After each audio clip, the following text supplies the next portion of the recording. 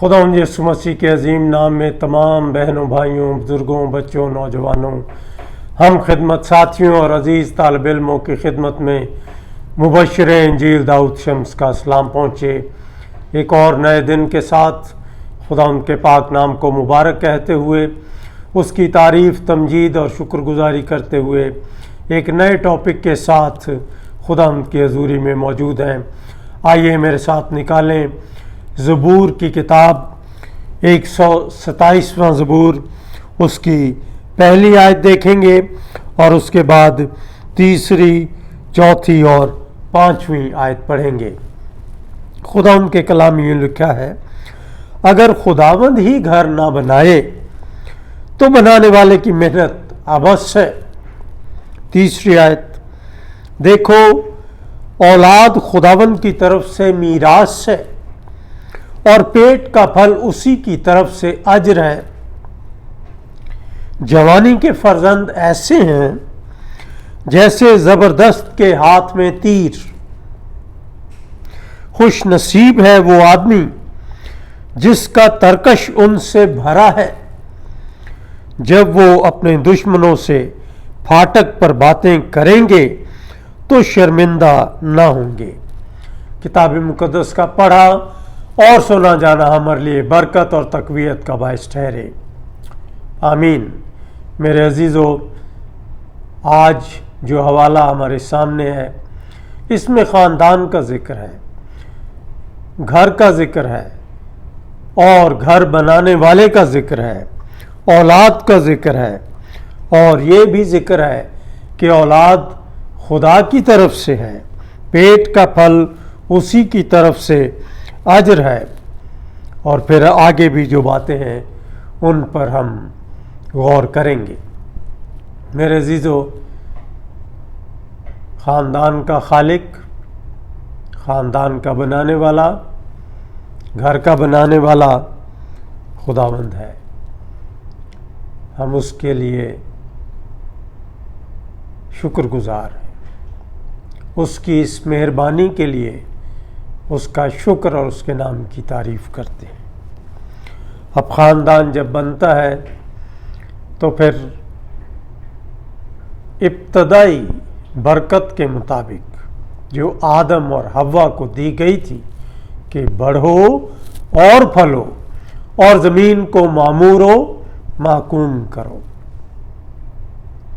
उसके मुताबिक जब ख़ानदान बनता है, जब खुदा घर बनाता है, तो औलाद जैसी बरकत से नवाजता है। एक चीज़ मेरे अजीज़ों ज़हन में रखिए, औलाद खुदा की तरफ से बेशकीमत तोहफ़ा है, बहुत बड़ी बरकत है, और ये बरकत खुदा की तरफ से ही मिलती है। लेकिन याद रहे कि जहां औलाद एक बहुत बड़ी बरकत है, नेमत है, ब्लेसिंग है, गिफ्ट है, वहां पर औलाद एक बहुत बड़ी रिस्पॉन्सिबिलिटी भी है, एक बहुत बड़ी जिम्मेदारी भी है, जिसके ताल्लुक से हम देखते हैं खुदा उनके कलाम में लिखा है, देखो औलाद खुदावंद की तरफ से मीरास है और पेट का फल उसी की तरफ से अज्र है। हमने पहले कहा कि औलाद खुदा की तरफ से बेशकीमत तोहफ़ा भी है, बेशकीमत बरकत भी है, बेशकीमत नेमत भी है। लेकिन इसके साथ साथ औलाद एक बहुत बड़ी जिम्मेदारी भी है। जिम्मेदारी इस एतबार से कि चौथी आयत में लिखा है, जवानी के फर्जंद ऐसे हैं जैसे जबरदस्त के हाथ में तीर। जवानी के फर्जंद, किसकी जवानी के फर्जंद? उस जोड़े की जवानी के फर्जंद ایک عورت اور ایک مرد، ایک ماں اور ایک باپ کی جوانی کے فرزند، ان کے بچے ایسے ہیں جیسے زبردست کے ہاتھ میں تیر۔ تو پھر زبردست کون ہوئے؟ والدین۔ اور تیر کون ہوئے؟ بچے۔ اب جب تیر زبردست کے ہاتھ میں ہو تو پھر تیر ٹھیک نشانے پہ لگتا ہے، لیکن اگر اناڑی ہاتھوں میں ہو تو وہ ٹھیک نشانے پر نہیں لگتا، بلکہ ممکن ہے وہ گھائل کرے، وہ زخمی کرے، یا کسی کے لیے موت کا سبب بن جائے۔ اس لیے کہا گیا کہ اولاد جہاں خداوند کی طرف سے بہت بڑی برکت ہے، نعمت ہے، گفٹ ہے، وہاں ایک بہت بڑی ذمہ داری بھی ہے کہ جب والدین کو اولاد ملے تو انہیں اولاد کی تربیت کیسے کرنی ہے، ماہر تیر اندازوں کی طرح۔ اولاد اگر تیر ہے تو یہ تیر ماہر ہاتھوں میں ہونا چاہیے، ایکسپرٹس کے پاس ہو۔ ایکسپرٹس کن معنوں میں؟ تربیت کے معنوں میں، خدا کی راہوں پر تربیت کے معنوں میں۔ جیسے کلام میں لکھا ہے نا کہ بیٹے کی اس راہ پر تربیت کر جس پر اس کو جانا ہے، وہ بوڑھا ہو کر بھی اس سے نہیں ہٹے گا۔ اٹھتے بیٹھتے چلتے پھرتے بچوں کو تربیت دی جائے، کلام سکھایا جائے، کلام کی باتیں سکھائی جائیں۔ یہ ہے وہ تربیت جو والدین نے اپنے بچوں کی کرنی ہے، یا جو زبردست تیر اندازوں نے اپنے تیروں کی کرنی ہے۔ جب بچوں کی تربیت ٹھیک انداز سے کی جائے گی، انہیں اچھائی کی تعلیم دی جائے گی، انہیں برائی سے دور رہنے کے لیے کہا جائے گا، اور شروع سے ہی انہیں خدا کی راہ پر ڈالا جائے گا، تو پھر وہ تیر، وہ بچے بڑے ہو کر ٹھیک ڈائریکشن میں چلیں گے، ٹھیک راہوں پر چلیں گے، ٹھیک منازل طے کریں گے۔ وہ معاشرے کے لیے ناسور نہیں ہوں گے، وہ مجرم نہیں ہوں گے، وہ نقصان کا باعث نہیں ہوں گے، بلکہ معاشرے کے لیے پھلدار ثابت ہوں گے، فائدہ پہنچانے کے لیے ہوں گے، دوسروں کو بہتر بنانے والے ہوں گے، دوسروں کو اچھی باتوں کی تلقین کرنے والے ہوں گے۔ وہ اپنی گفتگو سے اور اپنے کردار سے اور اپنے رویے سے اچھی باتیں بتانے والے ہوں گے۔ آگے لکھا ہے 5ویں آیت میں، خوش نصیب ہے وہ آدمی جس کا ترکش ان سے بھرا ہے، یعنی جو صاحب اولاد ہے وہ خوش نصیب ہے جب وہ اپنے دشمنوں سے پھاٹک پر باتیں کریں گے تو شرمندہ نہ ہوں۔ جی، اگر اولاد اچھی نہ نکلے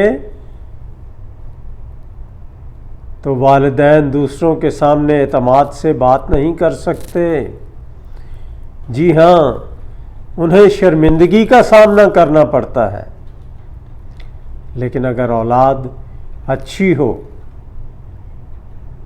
اوصاف اچھے ہوں، راہیں اچھی ہوں، سوچیں اچھی ہوں، رویے اچھے ہوں، روشیں اچھی ہوں، نیک اور راست ہو اگر اولاد، تو والدین کے لیے خوشی اور برکت اور شکر گزاری کا باعث بنتے ہیں۔ پھر جب والدین دوسروں کے ساتھ بات کریں گے تو وہ بڑے اعتماد کے ساتھ بات کریں گے، لیکن اگر تربیت ٹھیک نہ ہونے کی وجہ سے بچوں میں بگاڑ ہوگا تو والدین کو شرمندگی اٹھانی پڑے گی۔ اس لیے تمام اولاد والوں کو اس میسج کے ذریعے، بالخصوص ینگ پیرنٹس کو یہ تلقین کی جاتی ہے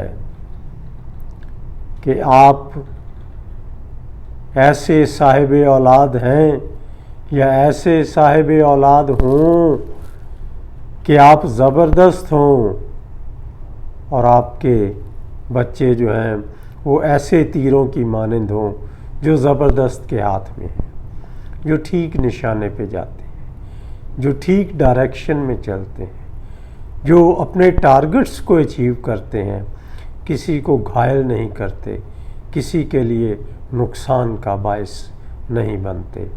افسوس آج دنیا میں بہت سے ایسے بچے ہیں جن کی تربیت ٹھیک نہیں ہوئی اور معاشرے کے لیے ناسور بنے ہوئے ہیں۔ ایڈکشن، زناکاری، بدکاری، شراب نوشی، بری عادات، بری صحبتیں، یہ سب ٹھیک تربیت نہ کرنے کے نتائج اور ثمرات ہیں۔ اس لیے اے اولاد والو، بچوں کی ٹھیک راہ پر تربیت کرو تاکہ یہ تیر ٹھیک ٹارگٹ پر لگے، یہ زندگی میں کامیابیاں اور کامرانیاں سمیٹیں، والدین کے لیے بھی، اپنے عزیز و اقارب کے لیے بھی، اور above all اپنے خداوند کے لیے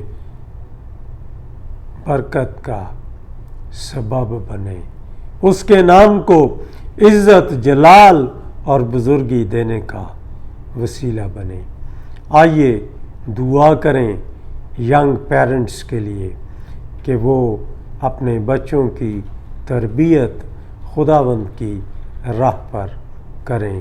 خداوند تو ینگ جوڑوں کو، نوجوان جوڑوں کو، ینگ کپلز کو، ینگ پیرنٹس کو یہ توفیق عطا فرما کہ وہ اپنی اولاد کی تربیت تیری راہوں پر کریں تاکہ وہ اچھے شہری، اچھے ایماندار اور اچھے راست باز انسان ثابت ہوں۔